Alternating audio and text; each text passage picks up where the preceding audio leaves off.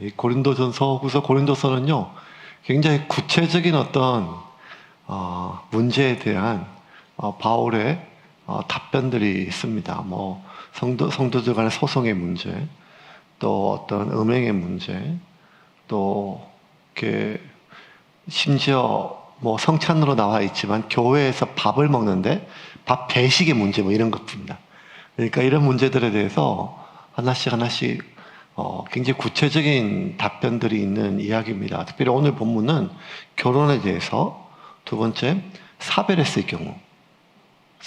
경우 재혼에 대해서, 세 번째 또 이혼에 대해서, 그러니까 결혼, 재혼, 이혼, 이 세 가지 영역으로 구체적으로 바울이 자신의 견해와 또 하나님의 견해를 같이 나누게 됩니다. 그러면 오늘 이 결혼, 그리고 재혼, 이혼에 대한 이 모든 이야기의 시작이 무엇인가 하면 1절입니다. 같이 읽겠습니다. 나는 모든 사람이 나와 같기를 원하노라. 그러나 각각 하나님께 받은 자기의 은사가 있으니 이 사람은 이러하고 저 사람은 저러하니라. 자, 나는 모든 사람이 나와 같기를 원하노라. 그러나 각각 하나님께 받은 자기의 은사가 있으니 이 사람은 이러하고 저러하면 저러하니라. 나중에 좀 설명하겠지만 지금 바울은 혼자 사는 것 같아요. 그리고 돼 있으면 나처럼 혼자 살아라 뭐 이렇게 얘기하는 것 같아요.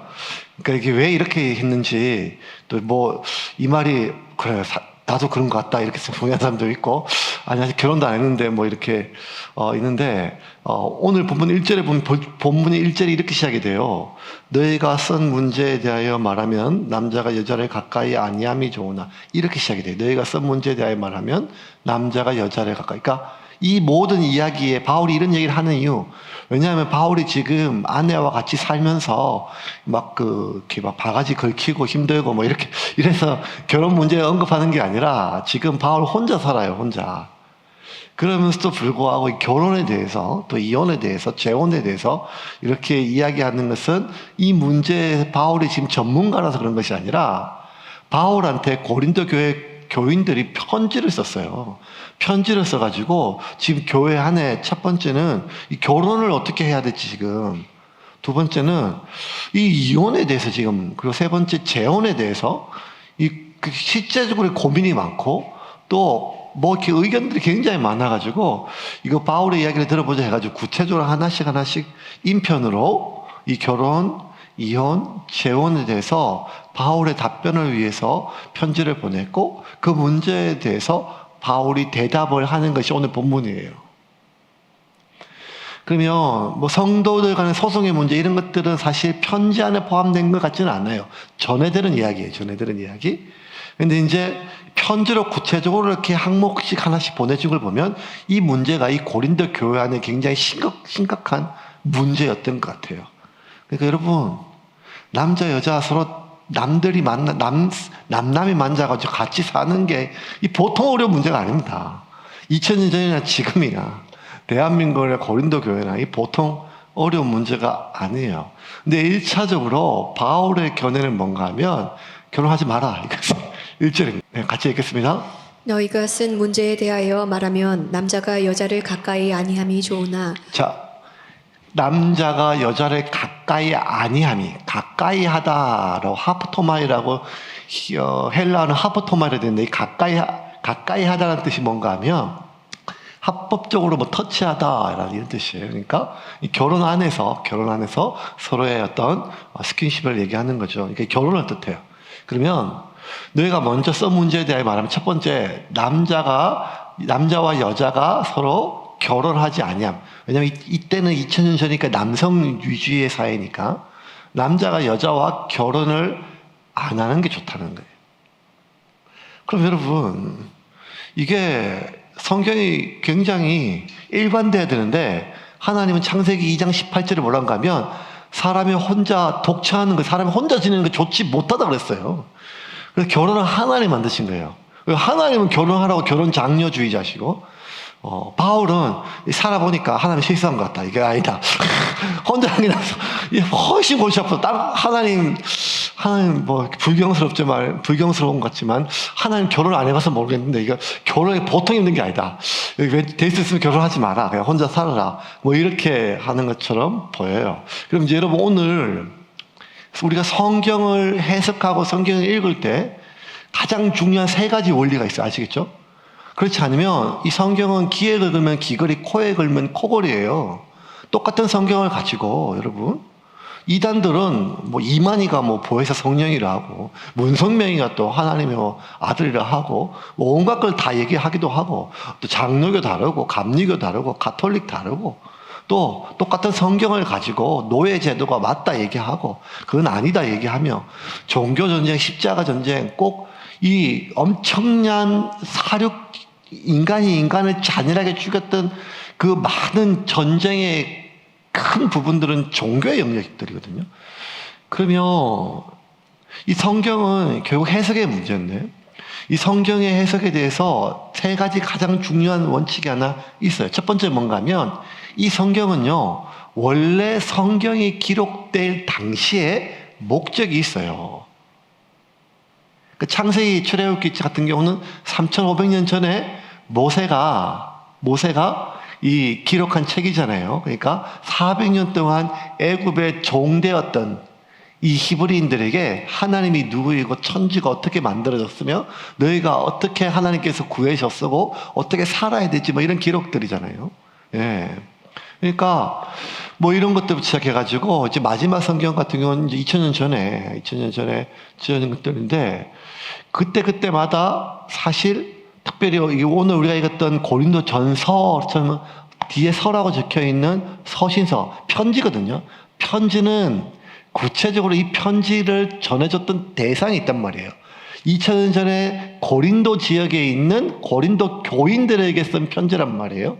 그러면 1차적으로 우리가 성경을 읽을 때 먼저 어떤 틀 안에서 읽어야 되는 건 첫 번째는 성경에 원래 기록된 특수한 독자들과 그 배경 속에서 읽어야 된다는 거예요. 이해가 되시겠죠? 그 시대에 누군가를 대상으로 첫 번째 이유가 있어요. 그러니까 그 맥락에서 봐야 된다는 말이에요. 그래서 이 바울이 여자여 교회에서 잠잠하라 라고 하는 말이 여자는 입도 뻥끗하지 마라 이런 뜻이 아니라 그 시대의 배경 속에서 나온 말이에요. 두 번째는 그 시대의 그 독자에게 준 말이지만 그 시대의 그 독자에게 준 그 배경이 있을 거예요. 배경. 그 시대의 배경. 그 시대의 문화, 사회, 그 시대의 문화 속에서 이해를 해야 돼요. 아시겠죠? 그렇게 첫 번째는 그 독자에게 준 뜻이 무엇인가? 고린도 교인들에게 왜 이런 얘기를 했는가? 두 번째, 이 사람들이 바울이나 아니면 성경의 독자들이 기자들이 이렇게 얘기할 그 시대의 배경은 무엇인가? 이게 두 번째예요. 세 번째는 뭔가 하면 그럼에도 불구하고 이 성경은 그 시대에 그 사람들에게만 준 하나님 말씀이 아니라 온 인류를 구원하시기 위해 주셨던 그 시대를 초월한 그리고 그 지역을 초월한 하나님의 보편적인 원리가 있단 말이에요. 보편적인 원리. 그래서 이 제일 중요한 것은 그 시대와 사람을 초월한 보편적인 원리를 우리가 찾아내는 게 가장 중요해요. 그런데 이 시대를 초월하고 사람을 초월한 보편적 원리는 뭘 통해서 우리가 알 수 있는가 하면 처음에 이 성경이 기록될 당시에 이 성경을 읽을 그 사람들 그리고 그 시대의 배경 속에서 보편적 원리를 찾아내는 게 중요하단 말이에요. 그렇지 않으면 여러분 우리가 예수님 말씀대로 어제 우리가 핸드폰으로 이상한 거 봤으면 오늘 눈 다 뽑고 와야 돼요. 아침에 그냥 남편하고 싸우면 손가락질 하면 손가락 자르고 와야 돼요. 왜냐하면 그렇게 자르고 지옥 가는 것보다 훨씬 낫다고 얘기 많이 하셨으니까. 그래서 그러한 배경 속에서 고린도 교회를 이 편지를 보면 특별히 오늘 편지는 더 그래요. 오늘 내용은 결혼 그리고 재혼, 이혼 이 세 가지 주제에 대해서는 그 시대적 고린도 교회 상황을 먼저 봐야 돼요. 특별히 또 오늘 보면 대부분의 말씀들이 정욕을 이기지 못할 것 같으면 결혼하라. 대부분 이렇게 나와요. 그러면 결혼이라는 게 단지 성적 욕구를 해결하기 위한 수단으로 그게 아니거든요. 그렇게 천박하거나 아니 부부관계 아름다운 그런 부부관계는 귀한 것이지만 단순히 성적 욕구를 해결하기 위한 대상자로 배우자를 정하고 만난다는 것은 굉장히 편협한 일이죠. 근데 자칫 오해하면 오늘 본문은 바울이 이렇게 편협한 여성에 대해서 편협한 결혼관에 대해서 가지고 있나? 라고 오해할 수 있는 상황이에요. 그러면 바울이 왜 이런 편지를 썼는가? 왜 이런 내용을 썼는가? 더 나아가서 왜 결혼과 이혼과 재혼에 대한 바울이 왜 이런 견해를 했는지에 대한 그 고린도의 상황이 있단 말이에요. 고린도의 가장 그 문화적 배경 두 가지. 제가 지난주에 말씀드렸죠. 하나는 뭔가 하면 이 에피큐리어스를 중심으로 하는 이 쾌락주의예요. 쾌락주의. 그러니까 고대 이 헬라 철학, 헬레니즘의 영향이 많아서 이제 그 철학들의 영향이 많이 있는데 그 중에 하나가 뭔가 하면 에피큐로스라고 하는 사람을 위주로 인간은 단지 이 원소로 구성됐다. 물질이라는 거, 물질. 인간의 몸이. 그러니까 인간의 몸이 단지 물질로 구성됐으니까 이 인간의 몸은 죽는다고 그렇게 애달할 게 없다는 거예요. 왜냐하면 그냥 우리가 화장터 가가지고 그냥 태우면 다 없어지듯이 단지 인간이란 것은 뇌에서 생각하는 모든 것도 생각들, 감정들, 사랑 이 모든 것도 결국 물질에 지나지 않으니까 인간은 아무것도 아니다. 그러니까 너무 허무하니까 불안하고 또 하나 그 물질에 지나지 않는 이 기계적인 거니까 이 도덕, 철학, 뭐 중요한 삶의 가치 그렇게 중요하지 않다. 그러니까 뭐가 있는가 하면 오직 그냥 현재 내게 주어진 삶에 즐겁게 살면 된다. 죄책감 없이. 그러니까 뭐만 남는가 하면 쾌락만 남는 거예요. 쾌락. 인생에 의미가 없으니까. 그렇게 큰 목적이 없으니까. 그냥 너무 인생이란 것이 삶이란 것이 너무 허무해요. 그러니까 그 허무함, 나라고 뭐 사람이 뭐지, 나는 뭐지? 이런 공허함, 이 불안을 해결할 수 있는 유일한 건 뭔가 하면 진통제처럼 마약처럼 그냥 쾌락을 즐기는 거예요.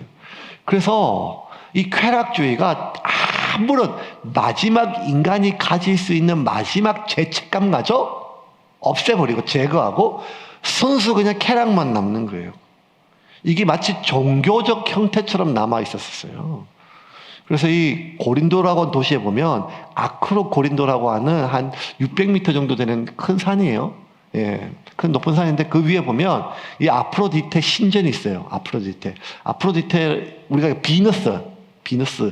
비너스가 무슨 여자 속옷을 얘기하는 게 아니라 그 비너스라고 하는 여신이에요. 아프로디테. 그러니까 아프로디테 신전이 있어요. 굉장히 큰 고린도예요. 굉장히 큰 신전인데 그 아프로디테 신전에 사제들이 여자였는데 여 사제들이 무려 얼마나 있었는가 하면 1000명이 있었어요. 얼마나 신전이 크겠어요. 그런데 이 아프로디테 이 여사제들은 뭔가 하면 신전 창녀였었어요. 이 말이 굉장히 서로 화합될 수 없는 말이에요. 신전이라 하면 굉장히 성스럽잖아요. 그죠? 창녀라 하면 굉장히 타락하고 굉장히 저급한 거잖아요. 둘이 결합될 수 없는 거예요. 그죠? 그런데 이 당시에는요, 이 쾌락주의로 인해서 아프로디테의 그 신전에서 그 신과의 깊은 합일이 뭐였는가 하면 그 성전 여사제들과 성적으로 결합하는 거였어요.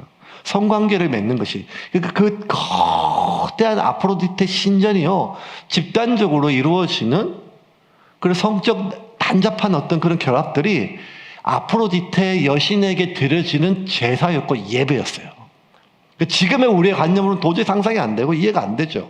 근데 이게 그 당시에 그렇게 종교와 쾌락이 만날 수 있도록 결합해 준 게 철학이 이 에피큐로스라고 하는 그 철학자의 후손들이 만들어진 이 쾌락주의예요. 그래서 성전에서, 신전에서 그런 집단적이고 그리고 그냥 아주 난잡한 성행위가 가장 성스러운 신과 하나 되는 어떤 그런 합일로 여겨질 정도니까 일반 그 신전에 내려와가지고 일반적인 이제 서민들의 삶에서 그냥 만나서 요즘처럼 뭐 원나잇하고 뭐 이런 차원을 넘어가지고 성적으로 굉장히 문란한 걸 넘어서 아주 난잡한 사회였는데 그것을 난잡하다 하지 않고 하나의 문화였어요. 그리고 그러한 문화가 교회 안에도 들어온 거예요.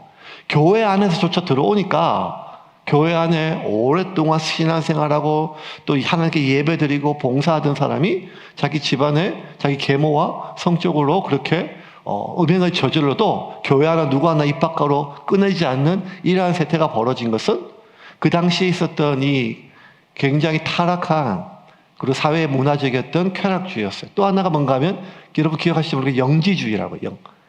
영지주의는 이원론이에요. 영과 육은 서로 분리되어 있고 영은 굉장히 고귀하고 육체는 굉장히 저급하다.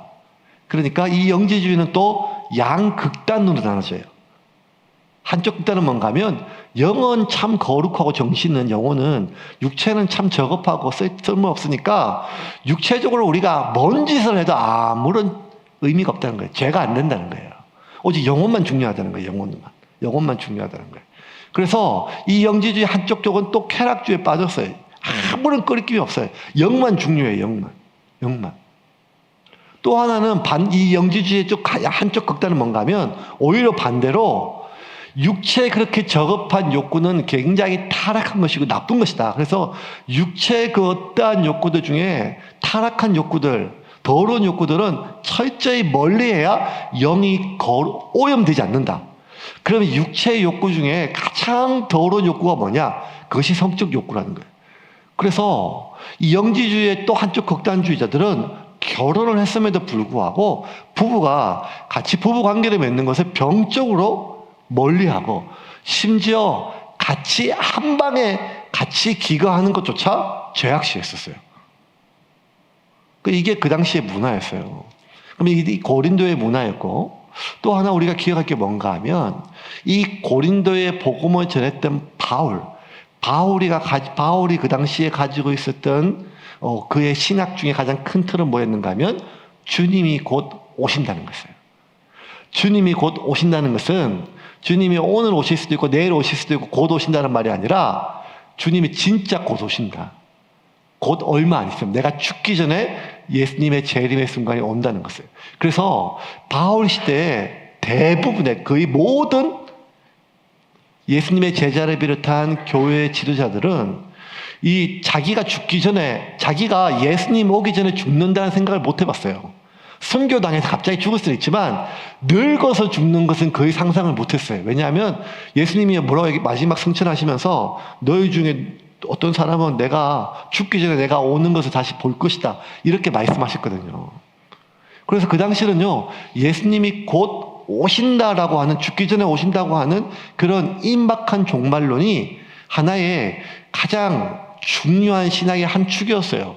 이것이 어쩌면 초대교회 성도들과 초대교회 수많은 예수님의 제자들, 초대교회 교회 지도자들이 목숨을 걸고 신앙의 절개를 지키고 그 수많은 고난과 박해 속에서도 신앙을 계속 지킬 수 있었던 가장 큰 힘은 무엇인가 하면 주님이 곧 오신다는 거예요. 여러분 내일 주님이 오세요. 내일 주님이 오시면 오늘 우리가 뭐 갯돈 붓고 뭐 주식이 어떻고 이런 게 뭐 그렇게 중요한 게 하나도 없어요. 아니 하다못해 내일 주님이 오신다는 게 아니라 내가 내일 죽는다고 주님이 날 부르신다고 내일 부른다 이렇게 하면 특별히 뭐 오늘 쿠팡에 뭐 사고 이런 게 뭐 그렇게 중요하겠어요. 큰일 났다. 야, 내일 주님 오시면 어떡하지? 쿠팡에 내일 새벽에 뭐 온다 그랬는데 뭐 이런 게 뭐가 그렇게 중요하겠어요. 그러니까 이 임박한 종말론 이게 털렸다는 게 아니에요. 그게 가지고 있었어요. 바울도 마찬가지예요. 그래서 바울은 고린도서 오늘 7장의 26절 27절에 보면 바울이 이렇게 얘기해요. 고린도서 7장 26절 27절 같이 읽겠습니다. 내 생각에는 이것이 좋으니 곧 임박한 환난으로 말미암아 사람이 그냥 지내는 것이 좋으니라. 내가 아내에게 매였느냐 노이기를 구하지 말며 아내에게서 노였느냐 아내를 구하지 말라. 자, 임박한 환난, 그러니까 성경에 나와 있는 복음서에 나와 있는 모든 환난들은 마지막 종말과 동일하는 거예요. 예수님께 다시 오시는 재림과 환난, 재림과 연계된 환란이 성경에 나와 있는 초대교회에 있었던 환란의 단어의 뜻이에요.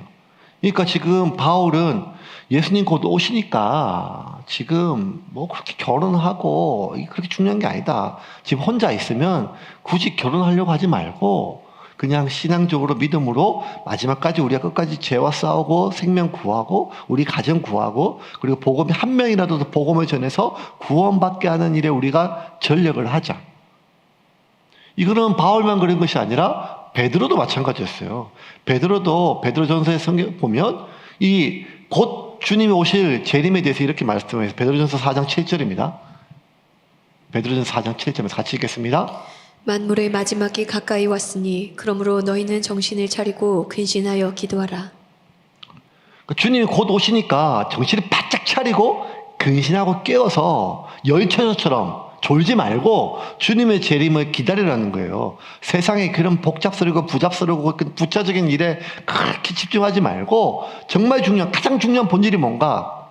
우리가 하나님 앞에 구원받는 것이고 내 사랑하는 사람들이 하나님 앞에 구원을 받는 것인데 이 영혼을 내가 구원받고 사람들이 구원받는 이것이 가장 소중하고 이것이 영원한 생명인데 이것 말고 그렇게 중요한 게 뭐가 있겠냐 이 말이에요. 그럼 여기서 여러분 바울은 틀렸나? 바울이 예수님이 곧 자기 죽기 전에 온다고 했으면 그 뭐지? 여러분 바울도 틀릴 수 있죠. 베드로도 틀릴 수 있습니다. 그게 오늘 성경에서 가장 중요해요. 하지만 그것이 잘못된 믿음은 아니라는 것입니다. 왜냐하면 주님이 오늘 곧 오신다는 것이 우리의 가장 소중한 믿음이니까요. 주님이 재림하시든 아니면 우리는 주님이 오늘 오신다는 것을 넘어 주님이 지금 내 안에 계심을 믿는 사람들이거든요. 주님이 오늘 오실 수 있다고 하는 이 믿음이 결국 우리 삶의 많은 죄악과 그리고 비본질적인 것으로 오염되는 것을 우리에게 막아줘요. 그러면 이러한 특수한 상황 속에서 오늘 본문을 한번 읽어보면 좀 이해가 돼요. 제가 한 절 한 절 좀 읽어볼게요. 너희가 쓴 문제에 대하여 말하면 남자가 여자를 가까이 아니하면이 좋으나 그러니까 바울 얘기대로 그냥 곧 주님이 오실 것 같으니까 결혼 그렇게 신경 쓰지 말고 오직 복음 전하는 게 좋겠다라고 하는데 이런 것이 여러분 바울이 무슨 견해인가 하면 이게 하나님께서 예수님께서 바울에게 계시로 준 말씀이 아니라 자기 개인적 견해임을 충분히 밝혀요. 오늘 본문 6절 한번 볼까요? 6절 말씀 6절 한번 보겠습니다. 6절 같이 읽겠습니다. 그러나 내가 이 말을 함은 허락이요 명령은 아니니라. 자, 그러나 내가 이제 앞에 쭉 했던 말들이 이 말은 허락이요. 허락이라고 말로 번역된 헬라어고 싱그노메라고 한다는데 싱그노메는 뭐 해도 되고 하지만 꼭 해야 된다는 거 아니에요. 그게 내가 허락한다는 거예요. 근데 그렇게 꼭 그 말대로 안 해도 괜찮다는 말이에요. 지극히 자기 개인적인 견해라고 하는 거예요. 그러면 바울이 이 서신서에 썼던 대부분들은 그냥 자신의 견해이냐? 아니라는 거예요. 바울은 자신의 견해일 때 어떤 부분에 있어서 대부분은 하나님이 계시로 주신 말씀이지만 어떤 부분에 있어서는 자신의 개인적 견해예요. 그리고 자신의 개인적 견해에 대해서는 반드시 밝혀요. 이건 내 생각이라는 거예요. 내 견해라는 거예요. 하지만 조금 있다가 10절에 보면 이것은 주님의 명령이라고 하고 또 다른 부분에 대해서는 명확하게 얘기를 해요. 10절 한번 볼까? 10절 말씀 같이 읽겠습니다. 결혼한 자들에게 내가 명하노니 명하는 자는 내가 아니요 주시라. 여자는 남편에게서 갈라서지 말고. 자, 그러니까 이거는 하나님의 명령이라고 명확하게 얘기를 해요. 그러니까 모든 것이 모호한 것이 아니라 대부분 바울이 고린도 교회나 로마 교회나 빌립보 교회나 에베소 교회나 골로새 교회나 이런 보냈던 많은 편지들의 내용들은 하나님이 자신에게 주신 계시로 준 말씀이 맞아요. 그런데 그 중에 어떤 부분에 있어서는 바울이 하나님께서 어떤 답을 안 주셨어요. 그 말은 뭔가 하면 결혼을 하느냐 안 하느냐 이게 그렇게 중요한 본질적인 문제가 아니기 때문에 그냥 바울의 개인적인 견해로 얘기를 한 거예요. 그럼 바울은 예수님이 곧 오시니까 굳이 그렇게 중요한 문제가 아니기 때문에 사람들을 구원하고 한 명이라도 더 복음을 전하는 일에 우리의 모든 에너지를 집중하기 위해서 결혼에 대해서 그렇게 목매지 말라고 자신의 개인적 요구를 해요. 두 번째는 음행을 피하기 위하여 남자마다 자기 아내를 두고 여자마다 자기 남편을 두라. 자, 여기서 자신의 성적인 욕구를 위해서 남자와 여자를 서로 아내와 남편을 받으라 이런 말이 아니라 그 당시 고린도의 문화를 제가 설명드렸죠. 그 음란한 문화가 너무 쉽게 성문화가 다 무너졌어요. 이것이 교회 안에까지 들어왔어요. 그런데 음행은 하나님 앞에 죄였거든요. 간음하지 말라. 그건 하나님 앞에 자신의 몸을 더럽히는 죄이기 때문에, 자신의 영과 몸을 더럽히는 죄이기 때문에 그건 죄라는 거예요. 그래서 너희가 그렇게 음행을 피하기 위해서 결혼하라는 거예요. 자기 봤을 때 주님 오실 때까지 그냥 우리가 홀라 독신으로 살면서 복음 전하고 선교사로 사는 게 좋은데, 그게 아니라 너희가 정말 그렇게 죄로 너희의 몸과 마음과 영혼을 더럽힐 것 같으면 결혼을 하라는 거예요. 바울의 개인적인 견해예요.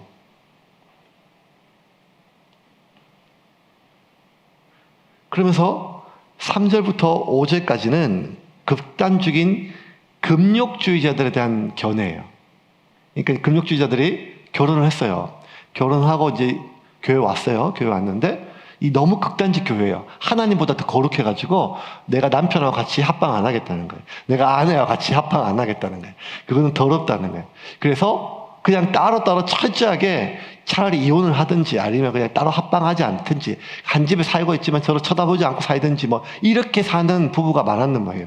그들에 대해서 바울이 이렇게 얘기를 합니다. 이 3절에 보면 이렇게요. 남편은 그 아내에 대한 의무를 다하고 아내도 그 남편에 대하여 그렇게 할지라.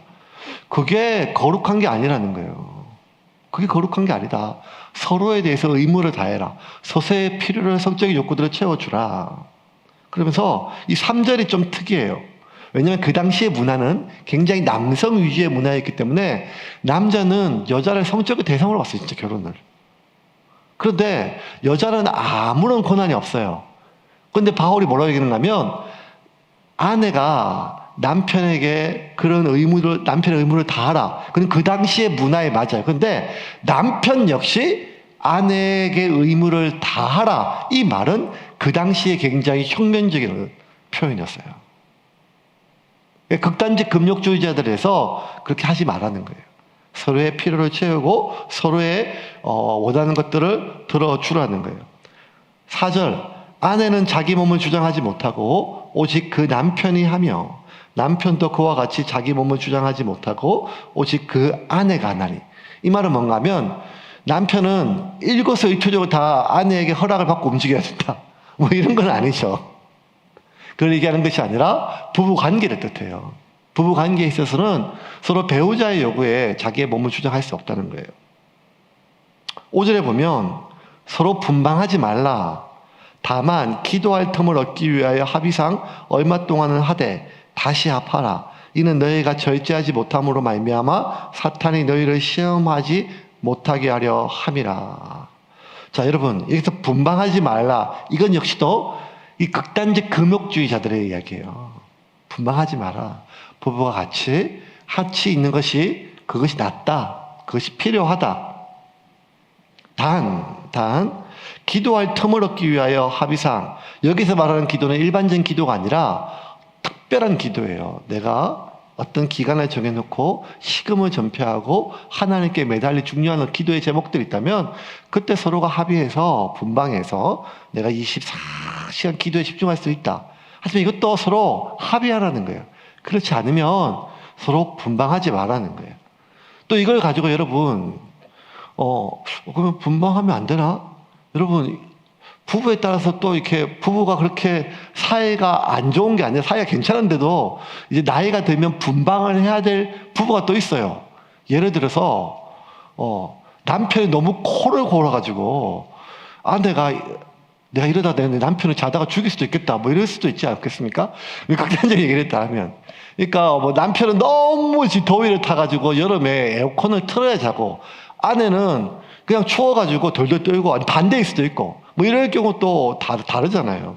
그러니까 꼭 그런 경우도 뭐 무조건 부부는 같이 있어야 된다 이런 뜻은 아니에요. 여기서 말하는 것은 그 부부의 금욕주의자들, 금욕주의자들이 극단적으로 내가 나를 거룩하게 지키기 위해서 저 사람을 멀리하겠다. 이게 원칙이에요. 그런데 아니라는 거예요. 나를 거룩하게 지키기 위해 저 사람을 멀리하는 게 아니라 저 사람을 거룩하게 지키기 위해서 내가 합방한다는 것이에요. 왜? 그가 죄를 짓는 것을 막게 해주기 위해서. 이게 이제 바울이 이야기했던 원리죠. 지금 우리가 봤을 때 뭐 그렇게 중요한 문제가 아니지만 이 당시의 고린도 교회에서는 이게 굉장히 중요한 문제였었습니다. 근데 이렇게 얘기하는 것이 6절에 보면 이 말은 허락이요 명령은 아니다. 그러면서 7절에 이렇게 얘기해요. 7절 같이 읽겠습니다. 7절입니다. 나는 모든 사람이 나와 같기를 원하노라. 그러나 각각 하나님께 받은 자기의 은사가 있으니 이 사람은 이러하고 저 사람은 저러하니라. 자, 어쨌든 바울이 지금 결혼했는지 안 나온지 안 나왔지만 지금 혼자 사는 게 맞아요. 그러면 바울은 모든 사람이 나와 같기를 원한다. 결혼하지 말고 살아라. 그러나 이게 결혼하지 않는 게 좋다는 뜻이 아니라 각각 하나님께 받은 사람의 자기가 은사가 있다는 거예요. 왜냐하면 이 7절이요. 성직자는 결혼을 하지 않는 게 성직을 지키는데 가장 더 중요하다라고 하는 구절로 오해되었었어요. 근데 7절 계속 띄워줄까요? 바울은 뭔가 하면 모든 사람이 나와 같기를 원하지만 나와 같을 수가 없다는 거예요. 오히려. 왜? 각각의 은사가 다르다는 거예요. 혼자 사는 게 좋은 사람이 있고 그렇지 못한 사람이 있다는 거예요. 일반적으로 하나님이 보실 때 사람은 혼자 살 수도 있지만 그게 좋지 못하다는 거예요. 외롭기 때문에. 그리고 죄의 유혹에 빠질 수 있기 때문에. 각각 은사가 있으니까 이 사람은 이러하고 저 사람은 저러하니라. 그러니까 이 말은 뭔가 하면 혼자 사는 것으로 그렇게 태어난 사람이, 은사가 있는 사람이 있어요. 그래서 굳이 그런 사람을 언제 결혼하냐 계속 다그칠 필요도 없다는 거예요. 물론 요즘엔 너무 결혼 안 해서 문제지만. 그 다음에 이제 8절과 9절은 사별한 사람들. 사별했을 때 어떻게 해야 되는가? 8절과 9절 같이 읽겠습니다. 8절과 9절 같이 읽겠습니다. 내가 결혼하지 아니한 자들과 과부들에게 이르노니 나와 같이 그냥 지내는 것이 좋으니라. 만일 절제할 수 없거든 결혼하라. 정욕이 불같이 타는 것보다 결혼하는 것이 나으니라. 자, 8절 보면 내가 결혼하지 아니한 자들과, 여기서 결혼하지 아니한 자들이라고 했을 때 남성 복수들을 썼어요. 그러니까 호라비들이에요. 호라비들. 예, 결혼했지만 어떤 이유 사별한 사람, 호라비들. 내가 결혼하지 아니한 자들과 그 다음에 과부들, 결혼했지만 사별한 여인들, 과부들에게 이르노니 나와 같이 그냥 지내는 것이 좋으니라. 자, 이걸 보고 이제 우리가 알 수 있어요. 바울은 첫 번째 1절에 남자가 여자와 결혼을 하지 않는 것이 좋으니 나와 같이 결혼하지 않는, 1절에 나와 같이라 하지 않고 지금 8절에 나와 같이라 그랬잖아요. 이걸 보니까 바울 역시 결혼했는데 어떠한 이유로 사별한 것 같아요. 그건 잘 나오지 않아요. 바울이 결혼했던 근거로 이제 바울이 사도행전을 보면 자기가 예수 믿는 사람들을 잡아서 신문하고 죽이기도 했지만 그 사람들을 사형에 처할 때 자기가 찬성 투표를 던졌다 그랬거든요. 그 투표가 뭔가 하면 사내들인 공의예요. 사내들인 공의에는 남자가 결혼을 하지 않으면 그 회원이 될 수가 없어요. 왜냐하면 유대인들을 보면 유대인 성인 20세 이상의 남자는 반드시 결혼을 해야 돼요. 그래서 바울은 결혼했던 사람이에요. 그런데 어떠한 이유로 아내를 잃었죠. 그래서 그들에게 얘기를 해요. 너희 중에 어떻게든지 상처를 했거나 아니면 남편을 잃은 사람은 굳이 1절과 똑같아요. 굳이 예수님 곧 오시는데 그렇게 결혼하려고 하지 마라. 하지만 너희들이 그렇게 외로워서 또 유혹에 넘어갈 것 같으면 결혼을 하라는 거예요. 이게 중요해요, 여러분. 그러니까 이게 여러분 바울의 가장 중요한 원리. 차라리 그것 때문에 너희가 죄를 지을 것 같으면, 그것 때문에 신경을 쓸 것 같으면 결혼을 하라는 거예요. 이 말은 뭔가 하면 금식기도가 좋아요, 그죠? 금식기도가 하나님 앞에 나갈 때 굉장히 귀해요. 그런데 금식기도 하다가 보니까 배가 너무 고파서 밥 생각하느라 기도가 안 되면 차라리 밥 먹으라는 거예요, 이게. 바울의 말도 잘 이해가 되겠죠? 중요한 원리가 오케이, 네가 하나님을 위해서 특별한 목적을 가지고 금식하는 건 좋다. 그런데 금식하다 보니까 오히려 금식 자체가 내 모든 신경이 쓰여가지고 눈만 감으면 하나님이 아니라 막 자꾸 진사갈비 왔다 갔다 하고 이러면 그냥 가서 고기 먹고 와가지고 기도하라 이 말이죠. 그게 훨씬 더 낫다 이 말인 거죠. 그러고 나서 11절부터 16절까지 이제 이혼에 대한 말씀을 합니다. 12절부터 16절까지 제가 좀 읽어볼게요. 12절부터 16절까지 많이 갈라섰으면 그대로 지내든지 다시 그 남편과 화합하지 말라. 남편도 아내를 버리지 말라. 자, 많이 갈라섰으면 여러 가지 이유가 있겠죠. 근데 아마 지금 바울이 얘기하는 것은 신앙적인 이유 때문에, 신앙적인 이유 때문에 불신앙이었던 남편이나 불신앙이었던 아내가 이혼을 요구해서 만약에 갈랐었다면 다시 합하려고 애를 쓰지는 마라. 아니, 다시 결혼하려고 하지 말라. 그대로 지내든지 아니면 그 남편과 다시 화합하든지 하라. 또 다른 사람과 결혼하려고 하지 말고 뭐 그 사람과 다시 합하든지 해라. 남편도 아내를 버리지 말라. 중요한 원리가 뭔가 하면 여자든 남편이든 아내든 갈라서지를 말하는 거예요. 신앙적 이유로. 혹 신앙적 이유로 갈라섰다면 굳이 재혼하려고는 하지 말고 아니면 다시 내가 결혼했고 그 사람이 지금 교회 안 다니는 거 빼고는 외도나 아니면 어떤 그 학대 문제가 없으면 그래서 그 사람이 나와 계속 살려고 하면 그 사람을 버리지 말라. 그러니까 우리가 봤을 때는 지금 상식적인 이야기예요. 근데 이 당시에 이게 굉장히 중요한 문제였어요. 왜냐하면 신앙과 믿지 않는 사람과 같이 멍해를 매지 말라고 했으니까 어떻게 해야 되나? 이런 고민들이 진짜 많았고 실제로 헤어지는 경우가 굉장히 많았거든요. 13절에 보면 어떤 여자에게 믿지 아니하는 남편이 있어 아내와 함께 살기를 좋아하거든 그 남편을 버리지 말라. 그러니까 12절과 13절에 보면 계속 남편도 아내를 버리지 말고 아내도 남편을 버리지 말라고 해요.